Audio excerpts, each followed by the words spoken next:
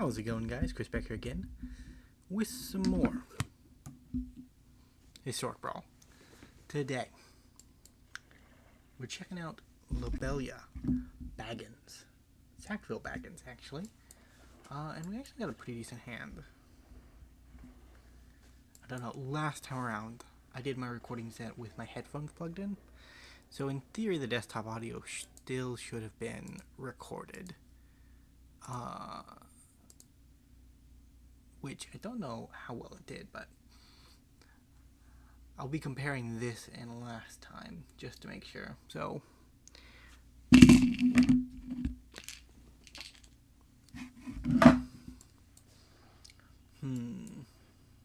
so Lobelia. She was not a good turn 3 play. God. Let's not think that one through. She's basically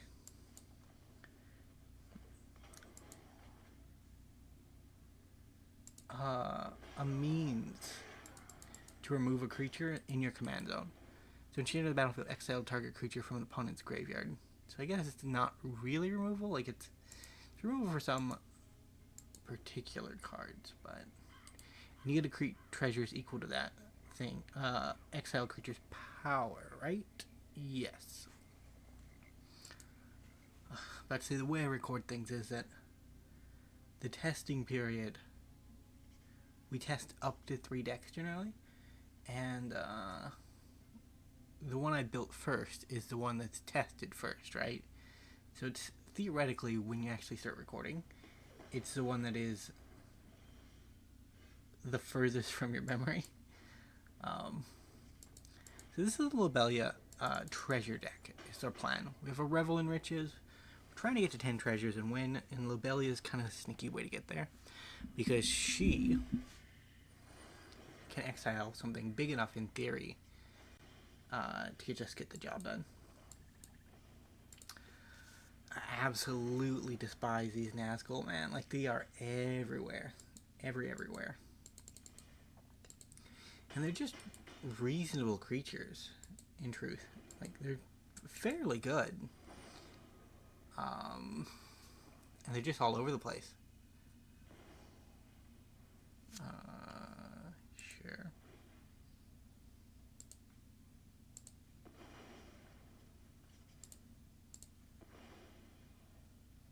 We'll draw a card at the very minimum.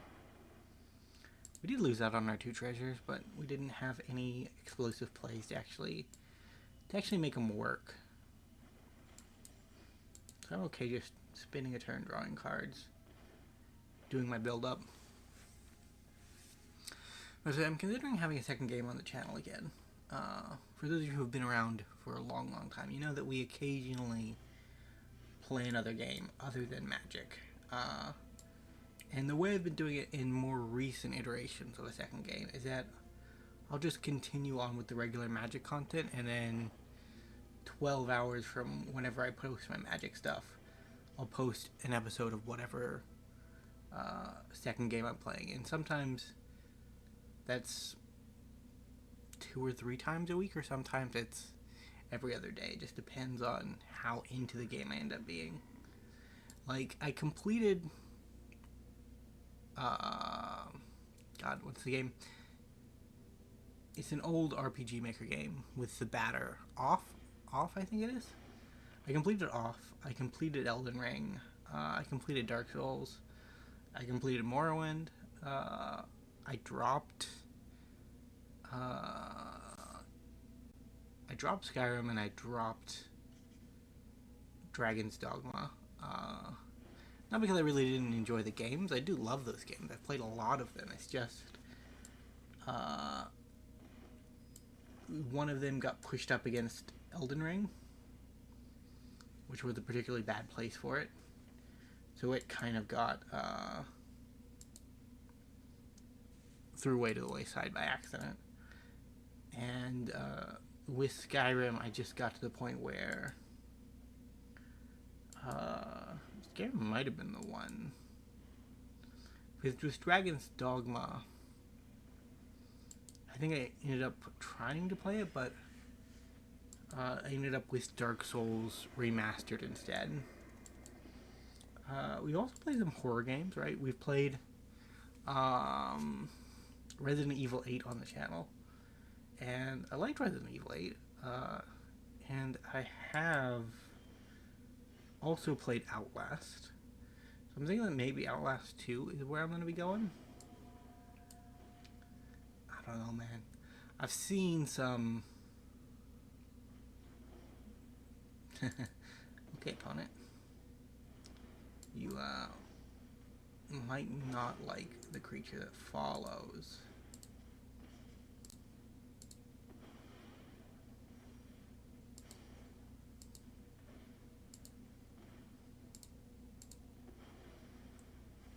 Because old Yawgmoth is just better than a 1/1. We actually pulled off a bait. I'm so proud of us, man. We're generally just not very good at that kind of thing.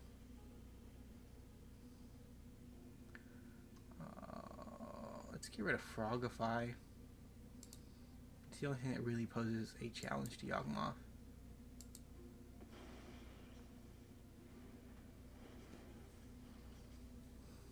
Yes, I'm considering playing another game on the channel. That'll happen at some point. I don't know, we went through a really big period of growth and then we did a little bit of retracting, which always makes you feel worried, but I'm still having the same kind of conversation with you guys in the comments when you do comment, so I'm not too worried about it. I'm just happy to be along for the ride, honestly. Yawgmoth died anyways. Well, isn't that just sad?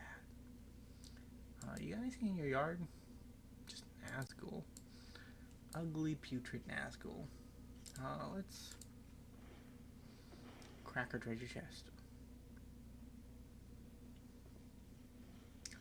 1, lose 3 life. Wow, I'm good at games. Might as well spend my removal spell for no reason.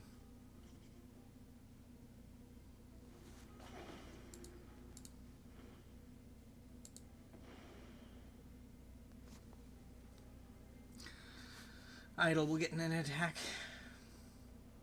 I kind of want to flip the Innistrati boy. But we probably should just kill our opponent if possible.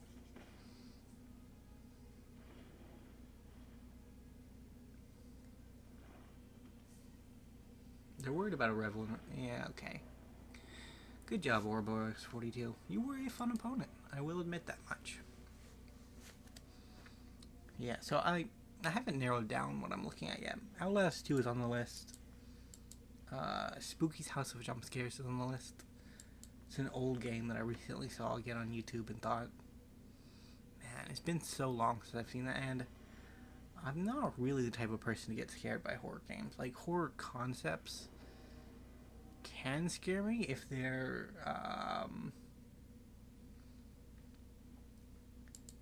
detailed enough, but generally it's easier for me to fall for like a cheap jump scare than it is like intense psychological horror. And that's just a product of the times, right, man? Let's say the number of times I have just scrolled through Reddit and seen something horrendously grotesque by accident is a little alarming, if I'm being honest. So, like, blood, gore, horribly horrible, tragic stories, that kind of stuff, just doesn't get to me like it used to, man. But for some reason, the slightest things out of place or popping in where I least expect them does. Like the other day, I'd say it was a hot day, so we were airing out the house, right? And we're airing out the apartment, and a stray cat walked in, and it was just in my bedroom, and I literally nearly fell over because there was something moving under my table that was not supposed to be there.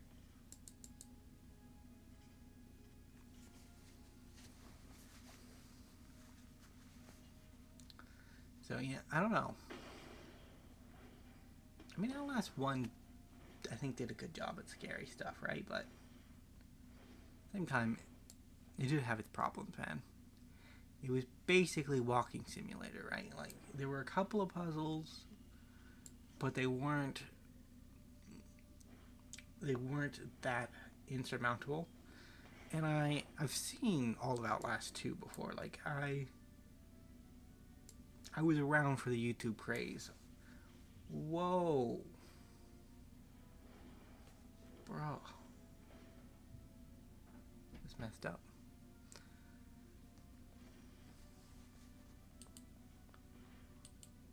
My Shieldred. No block, I guess. We'll take it. We do Wrath, basically.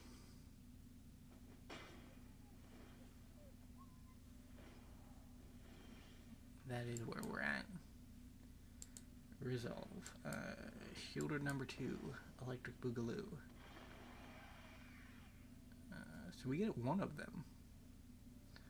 A non-token creature. So, Shieldred or Ayala, basically. I'd probably sacrifice my commander if I were them.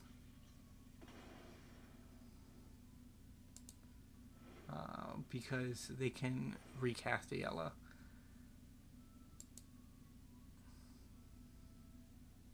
So you can only exchange lands, basically.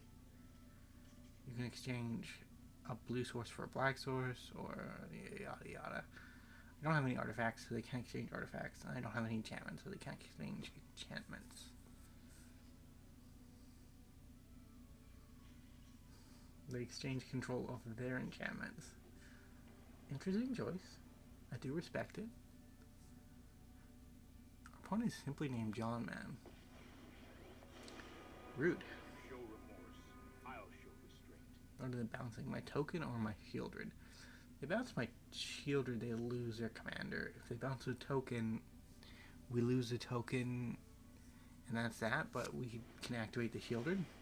Here we go. Eventually.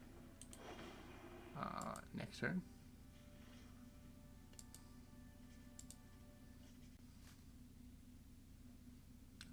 Let's stifle the card draw a bit.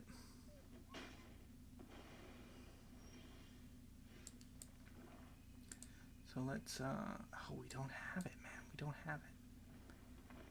I thought we might have it.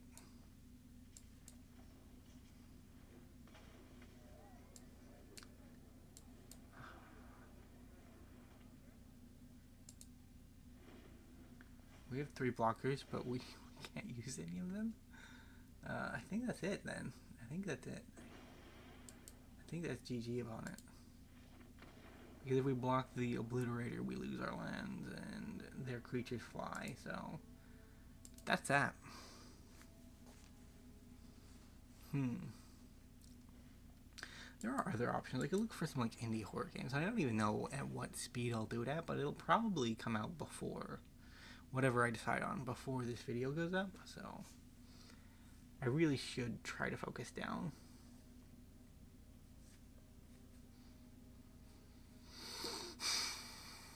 I don't know, it's been unusually hot lately, and there are good things about that, and there are bad things, right?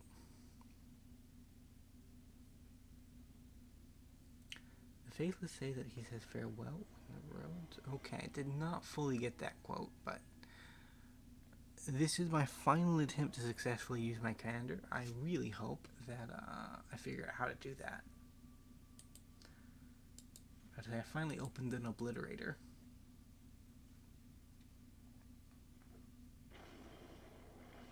Wow, okay. She's a little restrictive, if I'm being completely fair.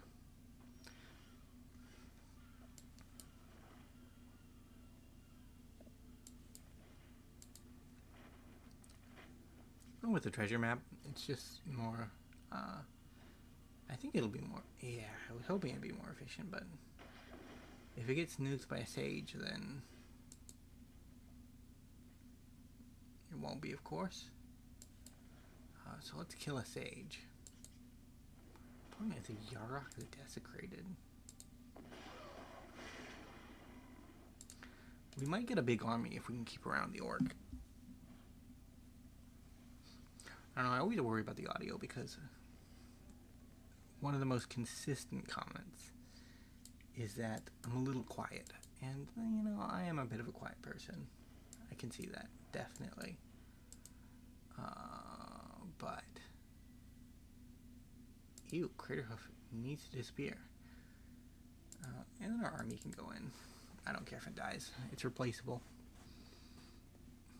That's a problem, though.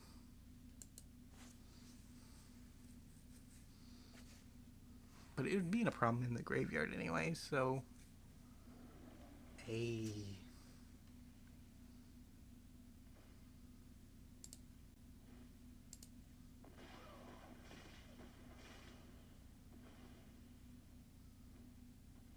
Congrats, opponent. Let's get down an Obliterator.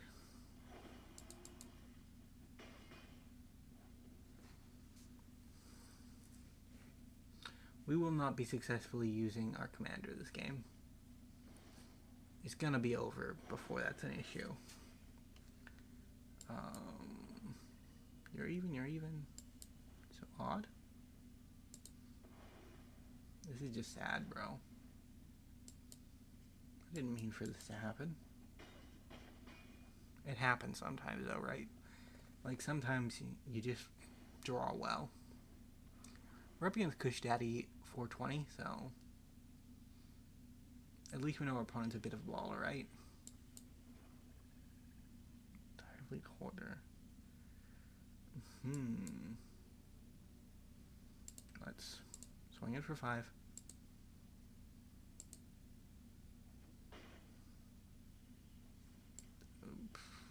Pass the turn.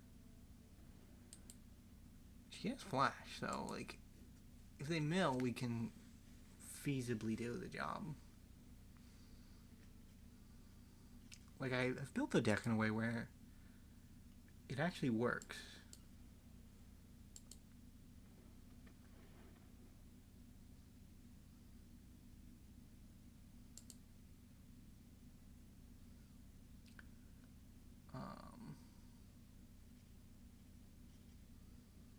You don't want to sack anything because that turns on my commander. At the very least, you don't want to sack the Tireless Witness. Oh, opponent. Very cute, very cute.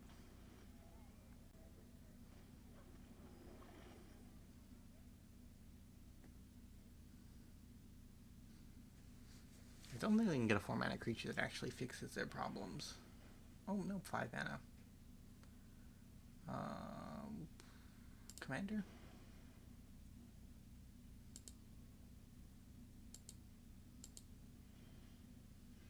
Yeah, they still can't block the Obliterator. Which is the issue. I'm swinging it with everything because we're gonna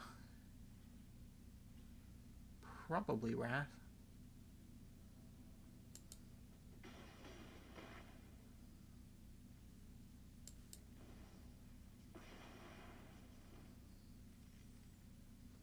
Just build up some treasure mana.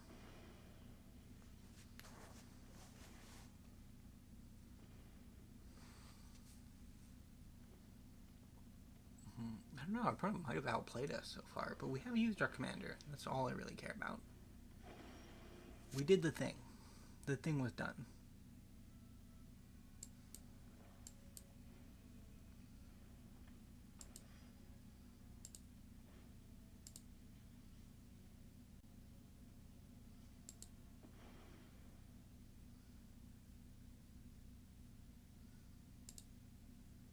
So they have to block with their commander here.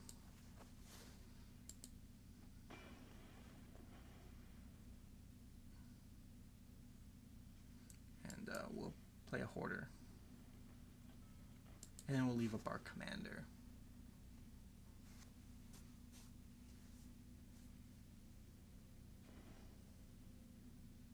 Resolve.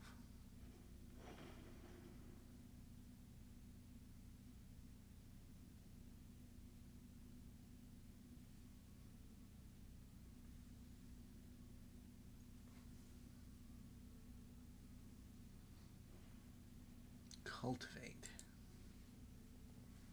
Like, I think I can win if I just flash in my commander.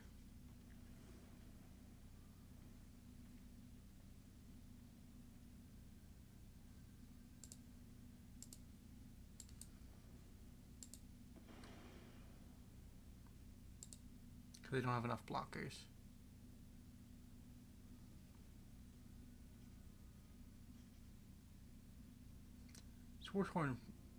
Forsworn Paladin has to die. Which I guess is enough. But it does mean we get to make a treasure.